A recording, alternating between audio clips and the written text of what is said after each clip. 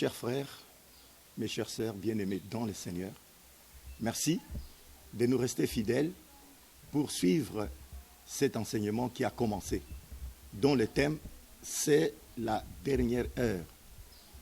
Nous sommes en train de parler des signes des temps, du temps de la fin.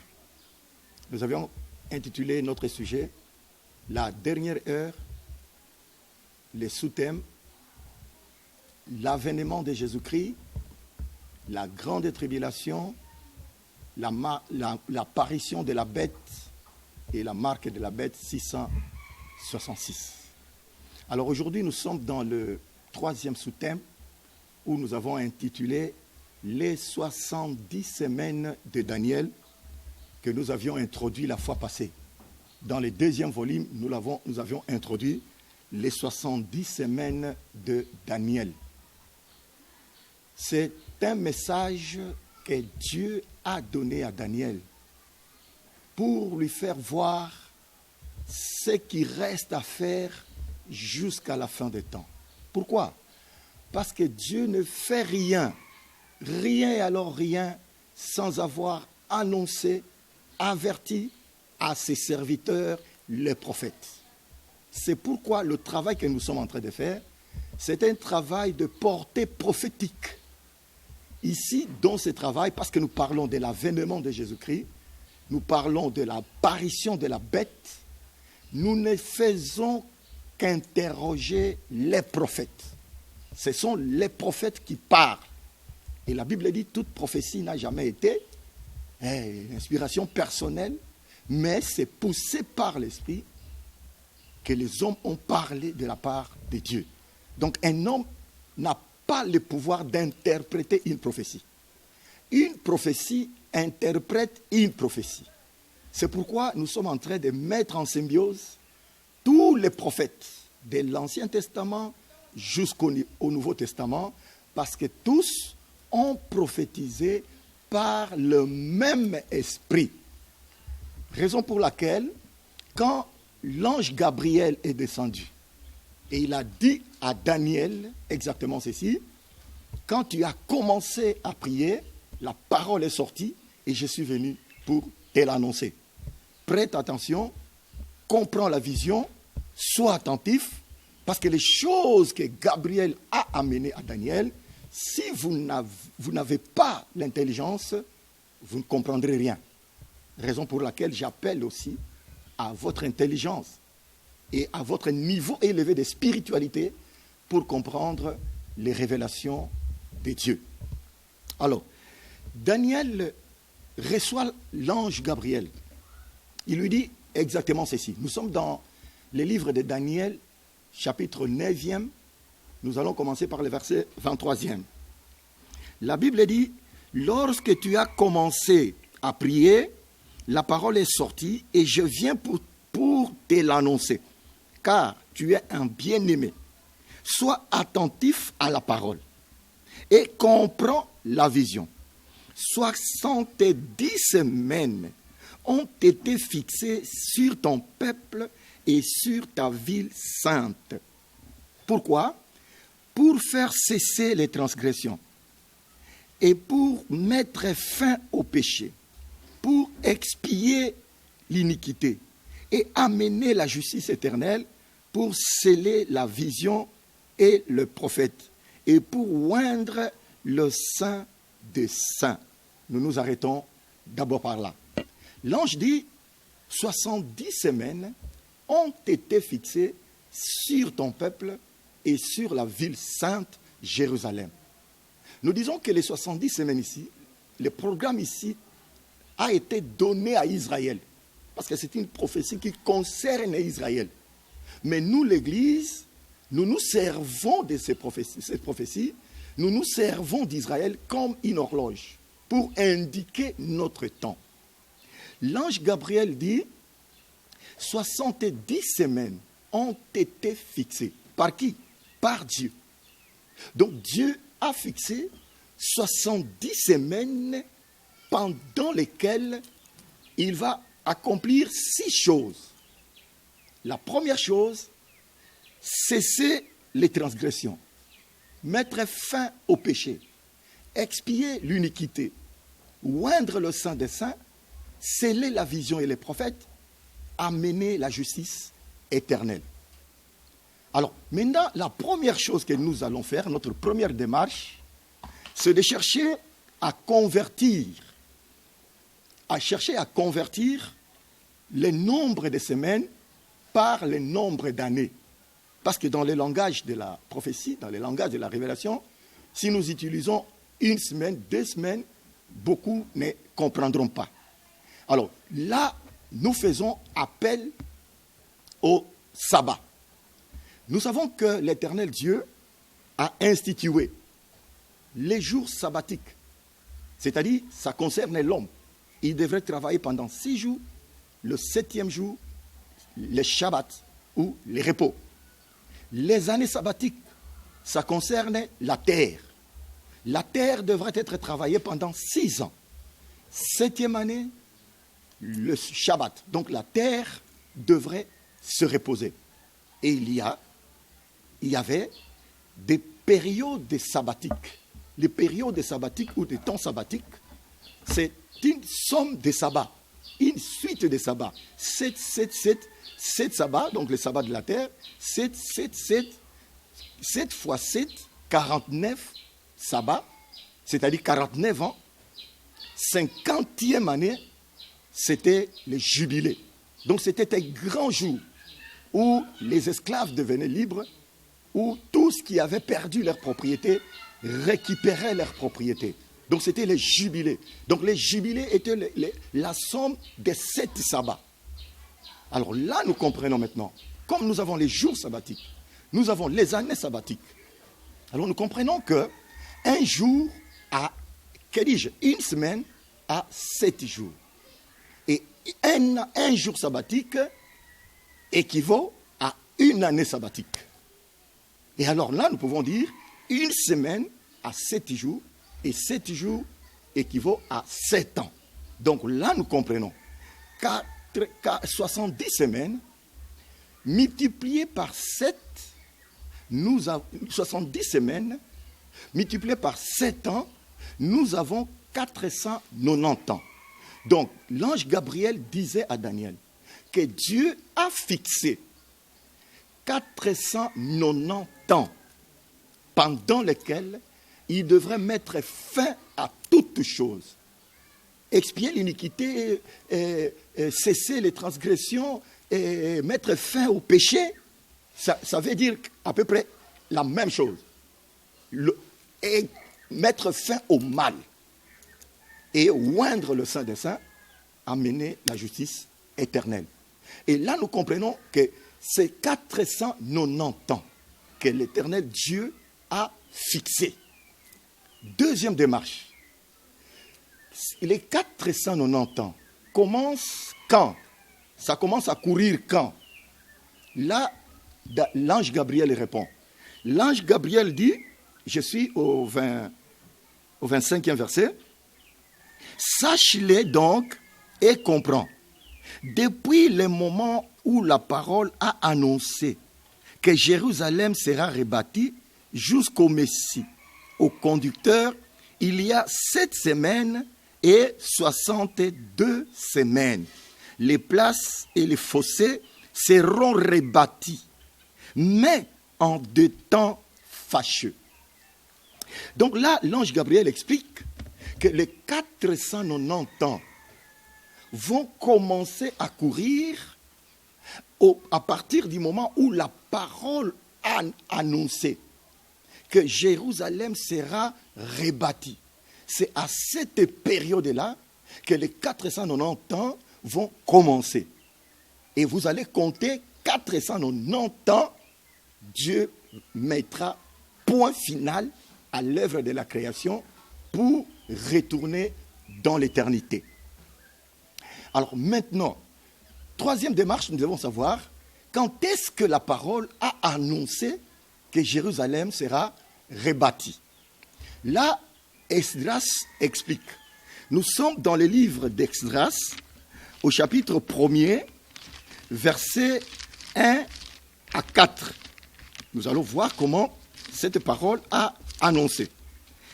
La Bible dit ceci, je lis, au nom du Seigneur. La première année de Cyrus, roi de Perse, afin que s'accomplisse la parole de l'Éternel prononcée par la bouche de l'Éternel, par la bouche de Jérémie, l'Éternel réveilla l'esprit de Cyrus, roi de Perse, qui fit faire de vive voix et par écrit cette publication dans tout son royaume. Ainsi parle Cyrus, roi de Perse. L'Éternel, le Dieu des cieux, m'a donné tous les royaumes de la terre. Alléluia. Et il m'a commandé de lui bâtir une maison à Jérusalem, en Juda. Qui d'entre vous est de son peuple? Que son Dieu soit avec lui et qu'il monte à Jérusalem, en Juda, et bâtisse la maison de l'Éternel, le Dieu d'Israël. C'est le Dieu qui est à Jérusalem. Dans tout lieu où séjourne le reste du peuple de l'Éternel, les gens du lieu leur donneront de l'argent, de l'or, des effets et du bétail, avec des offrandes volontaires pour la maison de Dieu qui est à Jérusalem. Voilà la référence de l'ange Gabriel. Il a dit à Daniel, depuis que la parole a annoncé que Jérusalem sera rebâtie jusqu'au oin, jusqu'au conducteur, il y a 7 semaines et 62 semaines. Cela veut dire, quand on nous a donné 70 semaines, on dit 7 semaines et 62 semaines, nous faisons 62 plus 7, 69. Et nous comprenons que jusqu'au conducteur, 69 semaines sont écoulées. Et il reste une seule semaine que nous appelons la 70e semaine de Daniel. Je crois que nous allons maintenant nous approcher du tableau pour que nous puissions un peu esquisser ce que nous venons de dire et nous venons de lire. Nous allons nous approcher, je crois que nos réalisateurs vont nous aider à approcher les tableaux pour donner l'explication pragmatique de ce que nous venons de dire. Alors nous disons 70 semaines, c'est 490 ans. Et l'ange Gabriel dit, depuis que la parole a annoncé que Jérusalem sera rebâtie, jusqu'au conducteur, jusqu'au oin, c'est-à-dire jusqu'au jour où Jésus est baptisé. Le oin, c'est le Messie, c'est Christ. Là, il y a 7 semaines et 62 semaines. 7 plus 62, ça donne 69 semaines. 69 semaines. Alors, 69 semaines, c'est jusqu'au jour où le Messie est baptisé. Alors, là, l'ange Gabriel dit que les jours où la parole a annoncé, et nous venons de lire la déclaration du roi Cyrus, qui parla un jour dans l'histoire de ce monde, qui déclara que le Dieu des cieux m'a donné les royaumes. Il m'a commandé de lui bâtir une maison à Jérusalem. Et cette date, c'est le 19 juillet 457 avant Jésus-Christ. Avant Jésus-Christ. Parce qu'avant Jésus-Christ, les nombres d'années étaient comptés de manière décroissante. Le peuple est livré en captivité à l'an 605, parce qu'il y avait 3 déportations. Première déportation 605, deuxième déportation 597, troisième déportation 586. Et là, le peuple est totalement amené en captivité à Babylone. Alors maintenant, la date où le roi Cyrus va prononcer que Jérusalem sera rebâtie, nous retenons le 19 juillet 457 avant Jésus-Christ. Et l'ange dit, il y a 7 semaines dans 70 semaines, c'est-à-dire il y a 49 ans dans 434 ans. 49 ans ici, c'est la période de la reconstruction du temple par Zorobabel et Josué.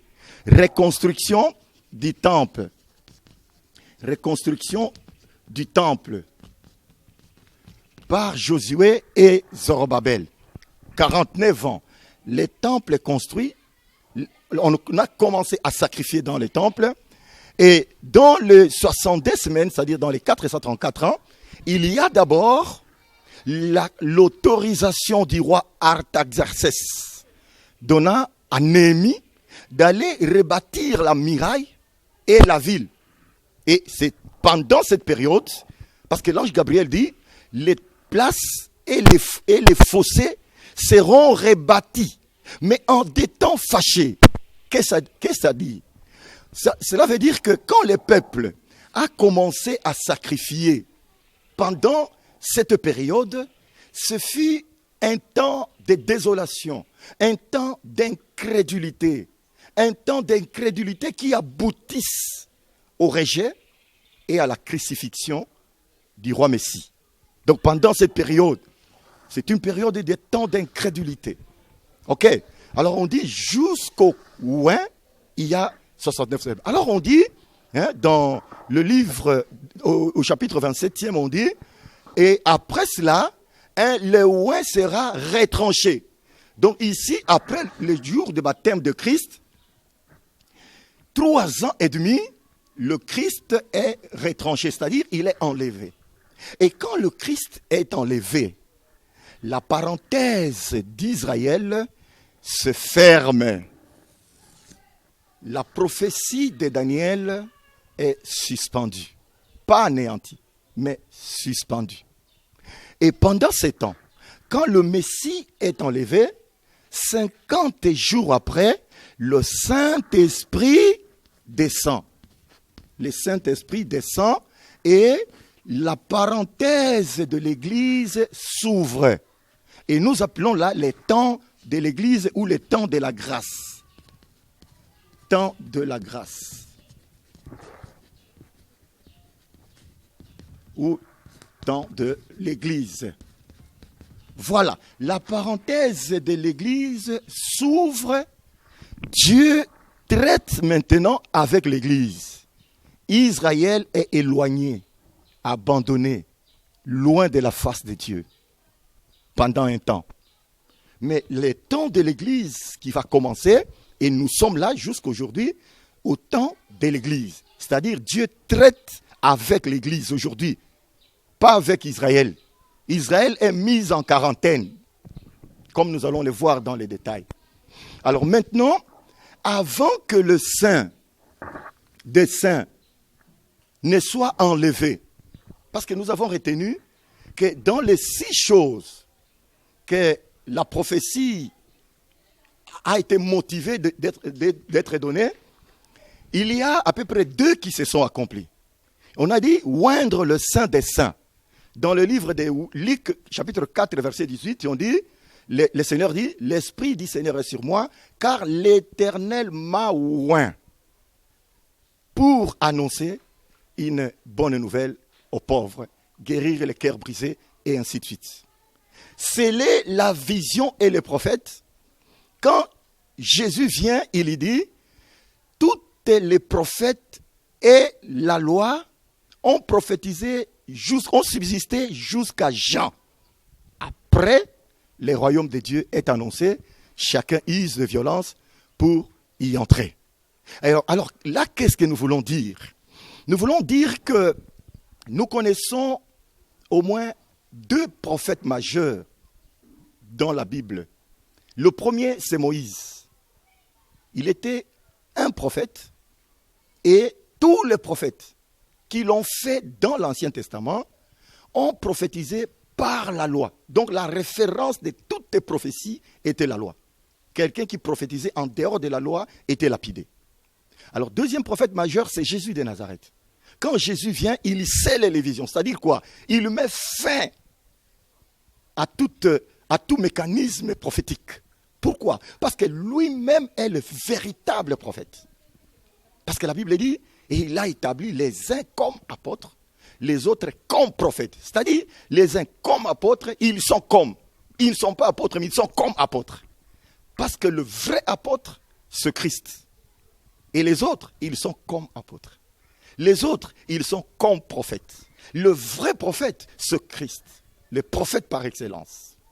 C'est pourquoi tous les prophètes aujourd'hui qui parlent de la part de Dieu sont le prophète de l'Église. La Bible dit que c'est autour de l'Église que Dieu a mis les uns comme prophètes, les uns comme apôtres, les autres prophètes, les autres évangélistes, et ainsi de suite. C'est tout autour de l'Église. Donc, tous les prophètes aujourd'hui sont les prophètes de l'Église. Si quelqu'un s'est dit que moi, Dieu m'a envoyé prophète des nations, il ment.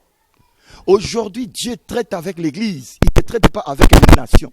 Il traite avec la nation. Et cette nation, c'est l'Église. En dehors de l'Église, il y a les nations, c'est-à-dire les païens. Donc, c'est dans l'Église que le Seigneur a donné des prophètes, des évangélistes. Pour aller vers les nations, les évangélistes vont évangéliser. Ils vont appeler les païens à venir rejoindre l'Église. Et là, ils vont trouver les enseignements des prophètes. Je crois c'est clair sur cette partie-là. Alors maintenant, nous voulons dire qu'avant que Jésus soit enlevé, il a laissé de prophéties sur Jérusalem. Nous allons les lire. Et dans ces prophéties, il dit, Jérusalem, Jérusalem qui tue les prophètes. J'ai voulu te rassembler comme une poule, rassemble ses poussins sous sa couvée, mais tu n'avais pas voulu.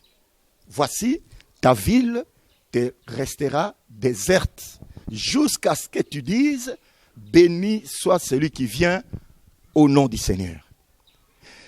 La Bible dit, Jésus, un jour qu'il sortait du temple, sur le mont des Oliviers, qu'il venait, vers le temple, il s'arrêta sur le mont des Oliviers, et la Bible dit, il pleura sur Jérusalem.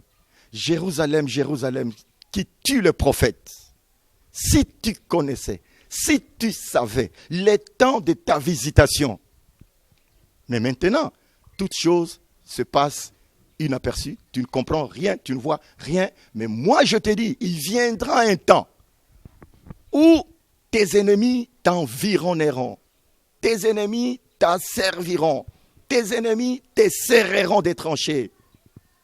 Où il ne restera pierre sur pierre qui ne soit renversée. Parce que tu n'as pas connu le temps où tu as été visité. Il y a des enfants de Dieu qui ne discernent pas le temps de leur visitation. Dieu vient te visiter par une parole, par une exhortation. Tu laisses passer, tu foules à pied la richesse de Dieu. Jésus pleure sur toi. Dieu vient te visiter par ce message, t'appeler à la conversion, te demander de te préparer, de quitter le monde qui va être détruit, de venir dans la foi, embrasser la foi. Tu t'en fous, tu rigoles, tu ridoilles ceux qui viennent t'annoncer l'évangile. Jésus plaira sur Jérusalem, si tu savais le temps de ta visitation. Et donc, cette prophétie de Christ ne va pas tarder de s'accomplir. Il va prophétiser, je crois, vers la 30, la 31, mais vers l'an 70, Titus, le général Titus, descend de Rome et détruit la ville de Jérusalem. Ravage, extermine le peuple et d'autres vont fuir en dispersion. Donc le peuple d'Israël était envoyé en dispersion vers l'an 70. Pourquoi? Parce qu'il n'avait pas discerné le temps de la visitation de Dieu. Ok. Alors là, nous comprenons que quand Israël est parti, les Palestiniens ont occupé les terrains, les Arabes ont occupé les terrains, et le nom même Israël a changé. Le pays s'appelle la Palestine. Les peuples en dispersion, où on les appelle le peuple de la diaspora, n'ont pas été sans espoir. N'ont pas été sans espoir. Parce que Jésus lui-même, le célèbre prophète, a dit, ta ville te sera laissée déserte jusqu'à ce que tu dises, ah bon, c'est qu'il y a un espoir, jusqu'à ce que tu dises, béni soit celui qui vient au nom du Seigneur. Et le prophète Osée a parlé, après Daniel, vous avez le livre d'Osée, après les prédictions de l'ange Gabriel à Daniel, là où il a parlé du dévastateur qui va venir, et qui va détruire. Sa venue sera comme par une inondation. Il va détruire. Mais après ça, le prophète Osée qui est venu juste après, il a dit, l'Éternel nous a frappés. Osée chapitre 6, à partir du premier verset. Nous allons lire avec vous ensemble, mais ici j'explique. L'Éternel nous a frappés. Il nous a déchirés. Mais il nous guérira. Il nous guérira. Dans combien de temps? Il dit, dans 2 jours, il nous guérira. Dans 2 jours, l'Éternel nous guérira. Et le troisième jour, nous vivrons devant l'Éternel. Qu'est-ce que c'est-à-dire? Nous savons dans le langage de la prophétie, si nous interrogeons le prophète Pierre, il va nous dire, un jour est comme 1000 ans. 1000 ans comme un jour. Donc, quand Osée dit, dans 2 jours, il nous guérira, c'est-à-dire dans 2000 ans, justement, dans 2000 ans, l'Éternel nous guérira. Et le peuple est guéri, mais le peuple ne vit pas encore. Il dit, le 3e jour, donc 3e millénaire, le 3e jour, 3e jour, nous vivrons devant lui. Et là, nous comprenons que cette prophétie s'est accomplie. Comment elle s'est accomplie?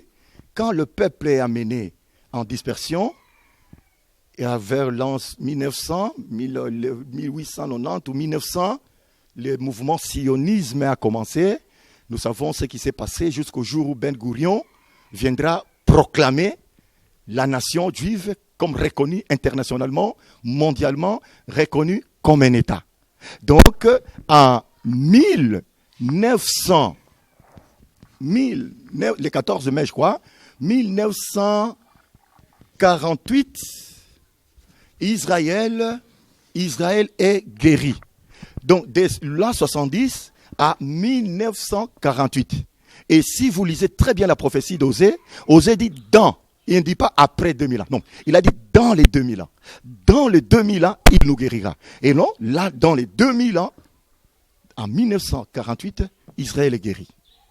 Et on nous dit, le 3e jour, nous vivrons. Et là, nous comprenons, nous, Église, que lorsque Israël vit devant le Seigneur, l'Église est déjà enlevée. Déjà enlevée.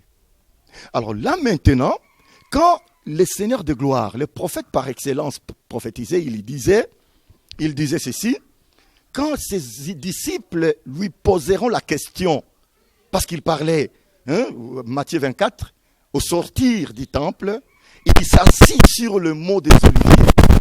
Et ses disciples s'approchèrent pour lui faire voir l'édifice, la construction, parce que le temple était meilleur. Il était vraiment un bijou, construit par Zorobabel et Josué, et embelli, emménagé par les rois Hérode. Ok? Alors là, le Seigneur répond aux disciples, voyez-vous tout cela, je vous assure, je vous dis qu'il ne restera pas pierre sur pierre qui ne soit renversé. Donc les disciples étaient étonnés de voir que le Seigneur parle de cette manière-là sur l'emblème même, ce qui fait la fierté du peuple d'Israël. Ce qui fait la joie, la jalousie du peuple d'Israël. Le temple, pour un peuple juif, le temple est précieux. Mais Dieu, le Seigneur de gloire, il dit, tout cela sera renversé. Et maintenant, les disciples, réveillant la curiosité des disciples, la Bible dit, mais là, ils ont posé les questions au Seigneur. Dis-nous, quel sera le signe de ton avènement et de celui de la fin du monde? Quand est-ce que nous saurons que ton avènement est proche? Comment peut-on savoir les signes de la fin du monde? Et le Seigneur a commencé à parler Les gens viendront, des faux prophètes, les hommes seront égoïstes, les hommes seront ceci. Vous verrez, tel se dira Christ, tel se dira, ils viendront à mon nom.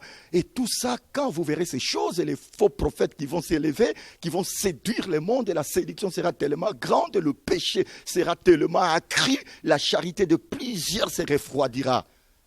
Et le soleil s'obscurcira, les étoiles tomberont du ciel. Donc il parlait de la grande tribulation. Et maintenant, à la fin, il leur dit ceci. Instruisez-vous par la parabole du figuier. Quand vous voyez le figuier, les branches redevenir tendres, vous reconnaissez qu'elle était approche. Qu'elle était approche. Et je vous dis que cette génération ne passera pas que ces choses ne soient arrivées. C'est-à-dire quoi? Ici, la Bible, quand la Bible parle du figuier, parle de l'olivier, souvent, le figuier, il fait allusion à Israël, à ce peuple juif. Quand vous voyez ces figuiers-là qui avaient péché, qui avaient tombé. Heureusement que quand le figuier a séché, les racines sont restées. Et il dit, ce figuier-là, quand vous le verrez, ses branches redevenir tendres. Reconnaissez qu'elle était approche. Et quand nous voyons le figuier qui est Israël, les branches tendres, c'est-à-dire le peuple est là, avec une grande démocratie, avec une sécurité la plus développée du monde, avec une économie très florissante.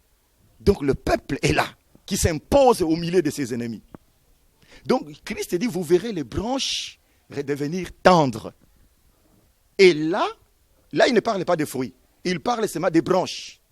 Donc le figuier est là. Le Seigneur dit, instruisez-vous par la parabole du figuier. Quand vous verrez ces figuiers devenir tendres, ces branches devenir tendres, l'été approche. C'est-à-dire la fin des temps, la grande tribulation approche. Et il ajoute, cette génération ne passera pas, que tout cela n'arrive. Ok? Donc, une génération dans la pensée de Dieu a 100 ans. Une génération a 100 ans. Vous allez me poser la question, mais comment? Mais c'est parce que quand Dieu parla à Abraham, il dit, tes descendants iront dans une terre étrangère où ils seront asservis pendant 400 ans. Et à la 4e génération, je lui ferai partir de là. Alors là, nous comprenons que la 4e génération, c'est 400 ans. Donc, une génération a 100 ans. Et nous disons que sans les figuiers reverdis, les branches deviennent tendres en 1948. Sa génération de 1948 plus 100, nous avons 2048. 2048. Quand il dit cette génération ne passera pas, c'est-à-dire de 1948 plus 100, la génération, c'est 2048. Donc, c'est-à-dire, je ne dis pas que la grande tribulation, c'est à 2048. Il ne faut pas me faire dire ce que je n'ai pas dit. La Bible dit, personne ne connaît ni les jours, ni l'heure, ni le temps. Mais nous donnons la lumière selon les prophéties à chacun de voir, d'estimer. C'est comme un enfant de Dieu, il sait que l'été est proche, c'est-à-dire quelque chose va se passer. Il regarde les signes de temps, directement il comprend que le Seigneur est à la porte. À la nuit, je ne sais pas. Le matin, je ne sais pas. Mais ce n'est plus pour longtemps. C'est pourquoi nous avons intitulé notre émission « C'est la dernière heure ». C'est la dernière heure. Donc ça, c'est la période pendant laquelle la grande tribulation va sévir. Mais nous, l'Église, nous savons que quand la grande tribulation commence, l'Église est déjà enlevée, comme nous allons le voir. L'Église est déjà enlevée. Donc quelque part ici, parce qu'aujourd'hui, nous sommes ici à 2015. quelque part là, l'enlèvement peut intervenir. Enlèvement de l'Église. Enlèvement de l'Église peut intervenir. À quelle date, je ne sais pas, mais quelque part là, l'enlèvement peut intervenir. Et quand l'enlèvement intervient, la parenthèse de l'Église se ferme. La parenthèse de l'Église se ferme, l'Église est enlevée et la 70e semaine commence. Et c'est dans cette 70e semaine qu'il y a des grandes parties que va se passer beaucoup de choses. Et c'est tout ce que le Seigneur disait là-bas va se manifester pendant cette période-là. C'est pourquoi nous disons que le 3e jour dont a parlé Osée, nous sommes déjà dans le 3e jour. Parce que dans des jours, c'est-à-dire jusqu'à 2000 ans, c'est des jours. Nous sommes en 2015, mais ici c'est à peu près 2000 ans. 2000 ans, c'est ici. Alors si nous sommes à 2015, c'est-à-dire nous sommes déjà au 3e jour. Parce que le 2e jour s'arrête à 2000 ans. Et quand nous dépassons 2000 ans, nous sommes déjà au 3e jour. C'est pourquoi nous disons que c'est la dernière heure. Et là, nous avions expliqué ceci, que Dieu a créé le monde pendant 6 jours. 7e jour, il se reposa. Et nous disons que nous sommes au 6e jour, d'après la dispensation, le premier volume de notre travail, où nous avions démontré comment nous étions dans le 6e jour. Alors, nous avions aussi expliqué que d'Adam, le commencement du monde, d'Adam jusqu'à Abraham, il y a 2000 ans, qui veut dire des jours.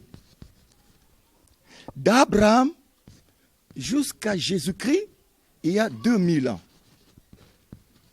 qui veut dire des jours. De Jésus-Christ jusqu'à 2000 ans, de Jésus-Christ jusqu'à 2000, l'an 2000, il y a 2000 ans. Parce que nous sommes aujourd'hui à 2015. Il y a 2000 ans, c'est-à-dire des jours. Alors, nous avions dit que des jours plus 2, ça donne 6 jours. Alors, au-delà, nous sommes déjà dans le 7e jour. Et nous savons que le 7e jour, Dieu a dit, c'est le sabbat, où personne ne peut travailler. C'est le repos. Donc, la terre doit se reposer au 7e jour. Alors maintenant, comme nous sommes déjà au-delà de 2000 ans, nous savons que nous sommes au 7e jour. Par conséquent, tout peut arriver à n'importe quel moment. Alors, si vous ne comprenez pas cette démonstration, vous comprendrez dans les 70 semaines de Daniel, comme nous venons de le démontrer par des prophéties, avec lui-même le patron des patrons des prophéties, Jésus-Christ à la base. Et ces prophéties, et les prophéties d'Osée, vous voyez que ça converge, ça concorde, sans nul doute. Nous sommes déjà à la dernière heure. Donc le temps peut intervenir à n'importe quel moment. Ici, nous allons faire la lecture de tout ce que nous venons d'expliquer au tableau, pour vous démontrer que nous ne sommes pas en train de parler de nous-mêmes. Nous sommes dans les prophéties de Christ. Le livre de Luc, chapitre 19, 41 à 44. Je fais la lecture au nom du Seigneur. Comme il approchait de la ville, Jésus, en la voyant, pleurant sur elle, et dit, « Si toi aussi, au moins, en ces jours qui t'est donné, tu connaissais les choses qui appartiennent à ta paix, mais maintenant, elles sont cachées à tes yeux. Il viendra sur toi des jours où tes ennemis t'environneront des tranchées, t'enfermeront et te serreront de toutes parts. Ils te détruiront, toi et tes enfants au milieu de toi, et ils ne laisseront pas en toi pierre sur pierre, parce que tu n'as pas connu le temps où tu as été visité. Voilà la prophétie du grand roi sur Jérusalem. tes ennemis te serreront, t'environneront, te détruiront, et il ne restera pas sur toi pierre sur pierre. Vers la 30-31, il prophétise comme ça. Vers la 70, Jérusalem est détruite. Matthieu chapitre 23, verset 37. Matthieu chapitre 23, verset 37, nous faisons la lecture au nom du Seigneur Jésus-Christ. Jérusalem, Jérusalem, qui tue les prophètes et qui lapide ceux qui te sont envoyés. Combien de fois ai-je voulu rassembler tes enfants comme une poule rassemble ses poussins sous ses ailes, et vous ne l'avez pas voulu. Ah! Voici votre maison vous sera laissée déserte. Car, je vous l'ai dit, vous ne me verrez plus désormais, jusqu'à ce que vous disiez, béni soit celui qui vient au nom du Seigneur. C'est pourquoi je vous ai dit que quand il annonçait des prophéties sur la destruction de Jérusalem, comme un bon père, un bon papa, il annonçait aussi la restauration. Il annonçait aussi le rétablissement. Il dit jusqu'à ce que tu dises, béni soit celui qui vient au nom du Seigneur. Ça, Israël n'a pas encore dit, jusqu'à maintenant. Ce n'est pas encore arrivé. Mais détruit. Elle a été détruite. Et reconstituée, Jérusalem, la ville, le pays est reconstitué. Mais ils entendent la dernière morceau, la dernière partie de la prophétie. Jusqu'au jour où tu dises, béni soit le roi qui vient au nom du Seigneur. C'est ce jour-là qu'Israël attend.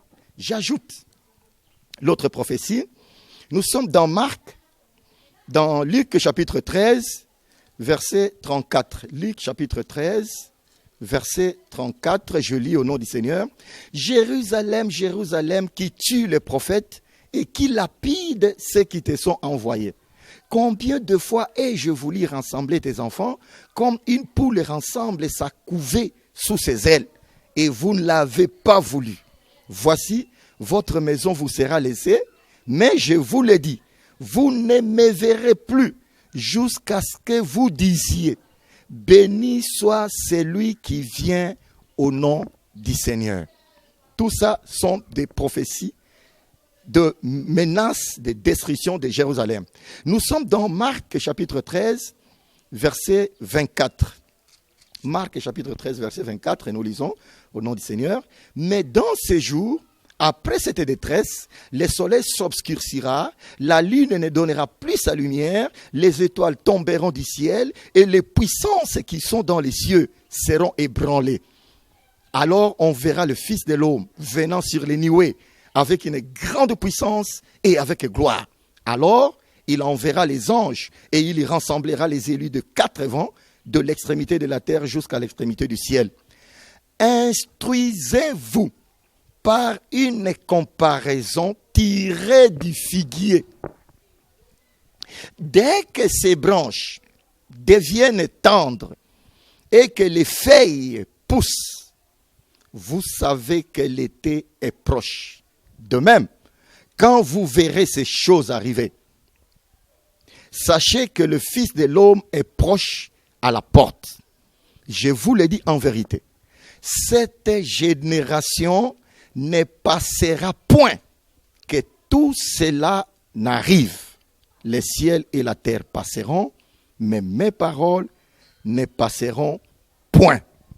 Voilà, en gros, en résumé, ce que nous avons voulu dire sur les prophéties du temps de la fin, telles que données par le Seigneur de gloire et telles que données par Osée maintenant.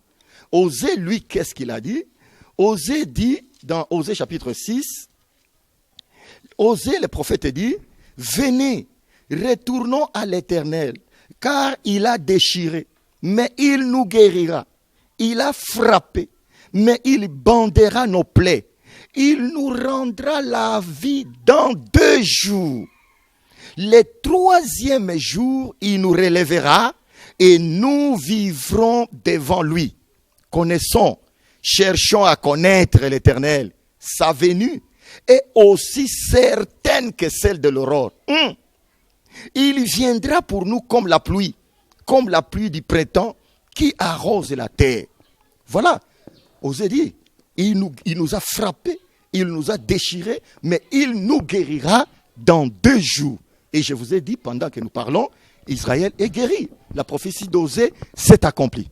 Et il dit, le 3e jour, nous vivons. Donc, c'est le 3e jour-là que Israël est en train d'attendre. Osée dit dans chapitre 3, verset 4, « Car les enfants d'Israël resteront longtemps sans roi, sans chef, sans sacrifice, sans statut, sans éphod et sans téraphim.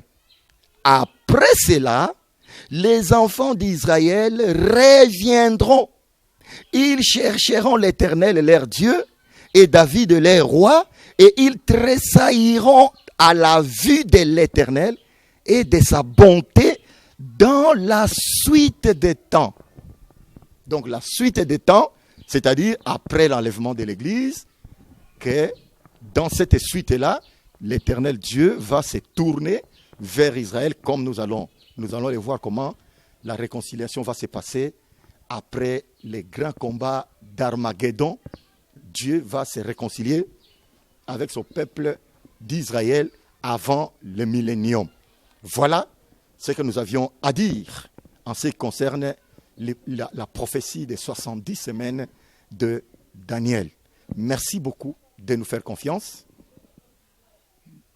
Si vous avez des questions à poser, vous allez nous contacter aux adresses qui s'affichent au bas de votre petit écran et nous aurons à partager. Que mon Dieu vous bénisse et au reste, à la prochaine. Ciao.